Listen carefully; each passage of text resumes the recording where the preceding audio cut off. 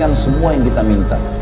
Sebagian kecil mungkin ada yang belum dikasih, dan itu pun kalau Bapak Ibu ikut ceramah saya dahsyatnya doa, itu ada saya jelasin. Allah Azza wa Jalla kadang-kadang tidak memberikan kepada kita karena Allah tahu kalau dikasih jadi bahaya. Subhanallah, ada hadis yang berbunyi begini, kata Nabi SAW, hadis Bukhari ya.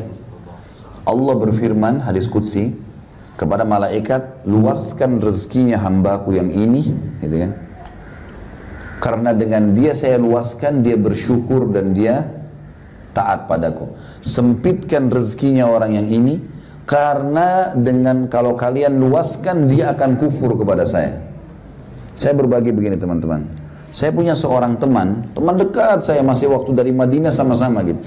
Cuma memang saya mahasiswa, beliau dulu kerja dari TKI ya, Tenaga Kerja Indonesia, dulu berangkat ke Saudi.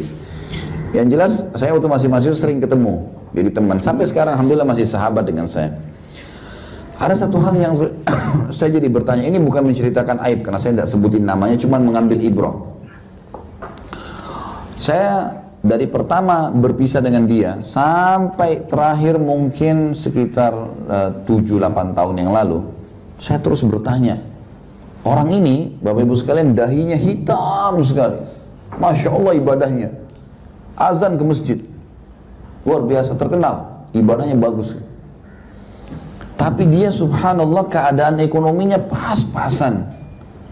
Kalau makan itu seharian kadang-kadang istrinya yang jual jilbab, dia kadang-kadang dipakai jasanya bawa mobil, kadang-kadang enggak, ya udah, tapi hidup sampai sekarang Masya Allah masih sehat, masih hidup. Dan yang jelas saya terus bertanya pada saat itu, apa ya sebabnya orang ini belum dibuka rezekinya sama Allah, padahal orang ini soleh benar nih. Saya dapat jawaban 7 tahun yang lalu kurang lebih. Saya ada tablik akbar di kotanya beliau gitu. Saya pergi ke kota sana, datang bawa mobil gitu kan. Kemudian pada saat saya selesai tablik akbar, dia bilang sama saya, Khalid saya mau ikut. Oke, silahkan ikut. Ikut. Di tengah jalan lagi ngobrol asyik. Mobil ini saya mobil sewa waktu itu, karena bukan di kota Jakarta tapi di kota yang lain gitu kan.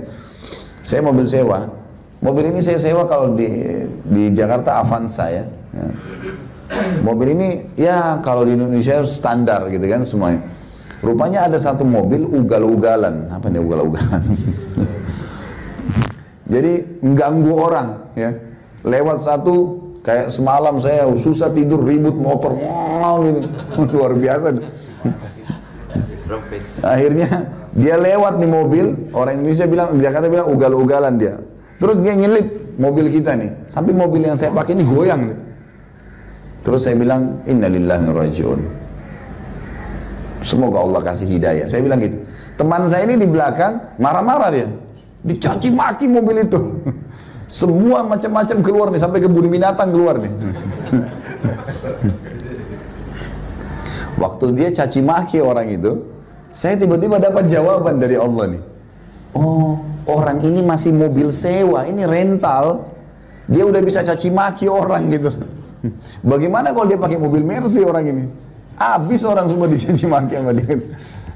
Ternyata Allah Azza wa Jalla belum buka rezekinya karena dia dalam keadaan itu bisa taat. Ini kalau diulur, dibuka, jadi masalah buat dia. Dia nggak bisa kontrol. Makanya biasanya orang maksain diri ya, paksain diri, biasa berinfak, biasa berbagi. Itu Allah tahu, oh orang ini biar saya luasin, dia tetap akan berbagi. Nah dibukain tuh, di situ rahasianya.